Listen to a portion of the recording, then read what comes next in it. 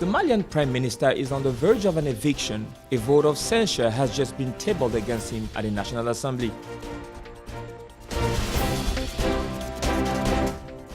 A month and a half after the decision to grant Boeing 737 MAX, the aircraft has just completed its last test flight with the modified MCAS anti-decking system. And then in boxing, the clash Anthony Joshua versus Jarrell Miller has been compromised. A control on irregular doping on American Miller could lead to the cancellation of this fight. These are our top stories. Stay tuned for more details in this newscast. Gabon, where classes have indeed resumed this Thursday morning after having been suspended for several days following a protest by students all over the country against the new system of granting scholarships in the Republic of Gabon. After the consultation with all the stakeholders, the Minister of National Education announced new conditions for granting scholarships at the same time as the lifting of the suspension. The minister called on all the students to get back to school from this April 18th, a call that seems to have been heard by everyone in the education service. Speaking at a discussion on the African Women's Leadership Fund in Marrakesh in Morocco, the Deputy Executive Secretary of the Economic Commission for Africa said the adoption of appropriate measures to mainstream gender into African economies would result in financial inclusion and would guarantee women's economic empowerment and the achievement of the Sustainable Development Objectives by helping to change the face of the continent. The African Women's Leadership Fund is an impact fund aimed at strengthening women's economic empowerment. Over the next decade, the fund is expected to have invested up to $500 million in African-owned and women-owned businesses. It is based on the following pillars to provide African women entrepreneurs with access to sustainable capital, to give African cooperatives access to sustainable capital, and to reduce barriers to entry for skilled women-focused asset managers, women-owned businesses run by women. The fund also aims to provide technical assistance to accelerate the learning curve of fund management and support growth and expansion. He also plans to provide capital to develop a balance sheet and accelerate with a focus on platform sustainability and scalability. Minor jobs or unemployment, the choice is clear for young South African graduates who claim to be frustrated by the unfulfilled promises of their political authorities. This is the case of Gomotso Sebabi, whose photo hanging on the wall is proudly adorned with his black toga of a university graduate. He still remembers the promises of a bright future. But 10 years later, this cliché is, according to her, only the sad memory of her disappointed ambitions. So it's like you go to school, you go to school, you go to school, and then once you are qualified, you sit with a whole stack of certificates that you can't actually use. But then you can see within the public sector that, yeah, I can make a contribution. Yeah, I can make a contribution. But it's like they are just not hiring the correct candidates. If you look at... But the case of Gomotso Sebabi is far from being the only one. Young graduate in journalism at the University of Rhodes, Solopele Maputla ventures in resourcefulness to survive. Desperate and disappointed, she no longer believes in the words of politicians.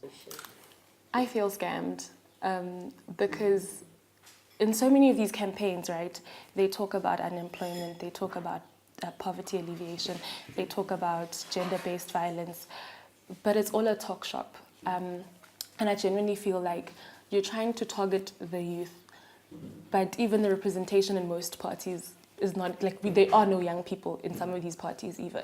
So in South Africa, where the stigma of racism is still strong, the path from university to the labor market remains fraught with pitfalls for the black majority. Even though since the fall of apartheid, access to universities for the black race has improved significantly.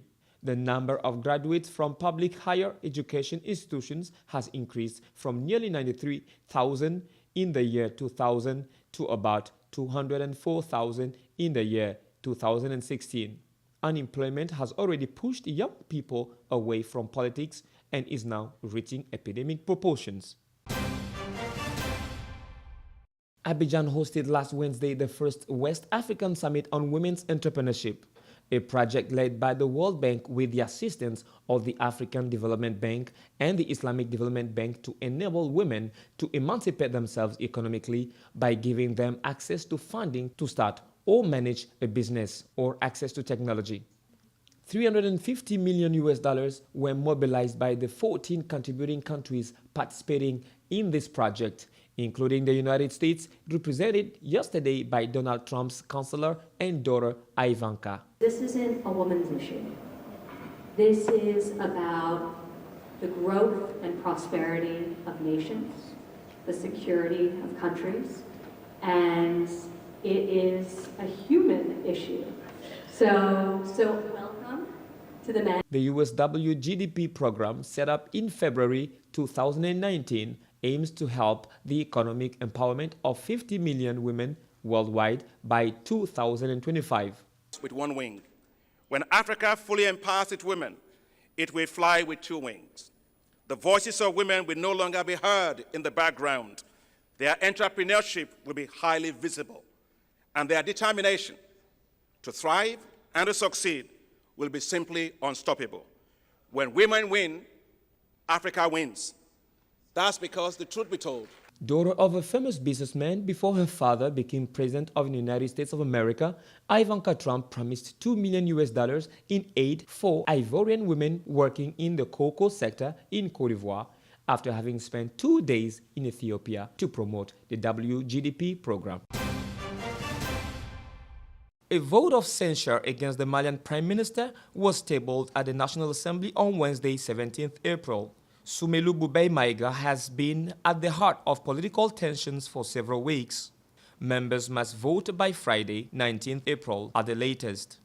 This vote is carried by more than 100 members of parliament, a large majority of the 147 elected MPs. The next step is now the vote that will take place this Friday, according to the regulatory deadlines. According to our colleague Mali Webb, the next 48 hours are going to be crucial on the Prime Minister's side, as he will try to reverse the trend. As for the RPM, it is believed that there is no escape for Soumeylou Boubèye Maïga.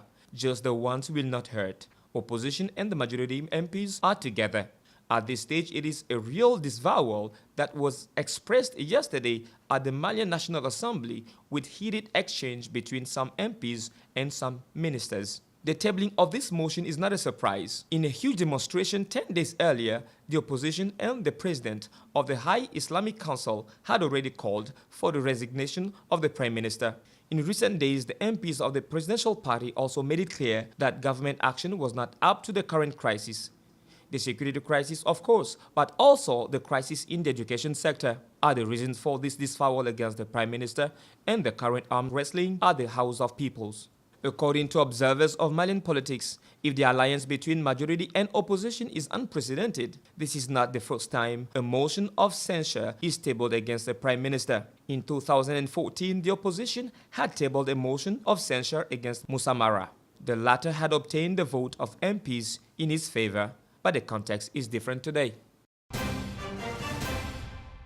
A last test flight for Boeing 737 MAX before certification, the American aircraft manufacturer has reviewed its anti-lifting software implicated in accidents with Ethiopian Airlines companies. A month and a half after the decision to ground the 737 MAX, Boeing made its last test flight on Tuesday with a modified MCAS anti-lifting system, according to the aircraft manufacturer on Wednesday, a crucial step for the aviation giant who hopes to recover the flight certification. In a video posted on Twitter, the group CEO Dennis Muhlenberg shared new insight into the certification process of the aircraft, which has been grounded since mid-March following 2 deadly crashes in less than 5 months. The CEO points out that his test pilot made 120 flights, totaling 203 hours with the corrected software, the initial version of which is considered to be a major factor leading to the accidents with Lion Air in October and Ethiopian Airlines on 10 March. More than 85% of 50 MAX operators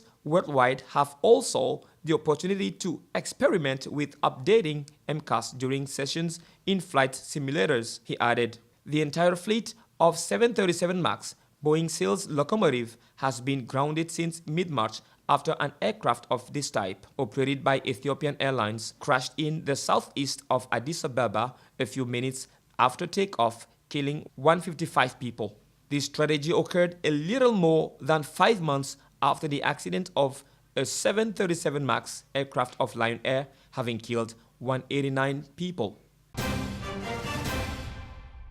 This was to be one of the most anticipated fights in the heavyweight category.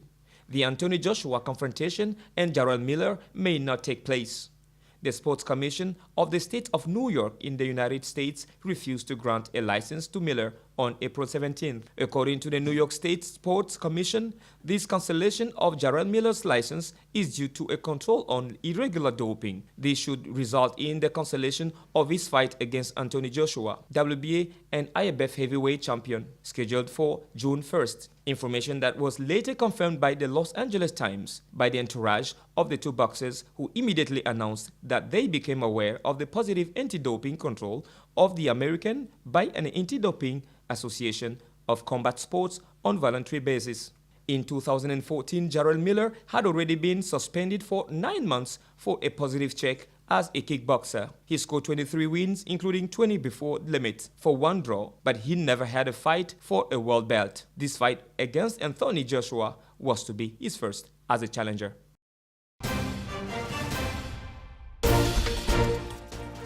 The Malian Prime Minister is on the verge of an eviction. A vote of censure has just been tabled against him at the National Assembly. A month and a half after the decision to grant Boeing's 737 MAX, the aircraft has just completed its last test flight with the modified MCAS anti-decking system. And then in boxing, the clash Anthony Joshua versus Jarrell Miller has been compromised. A control on irregular doping on American Miller could lead to the cancellation of this fight. That's all for our newscast today. Stay tuned on Gabon 24 for more news.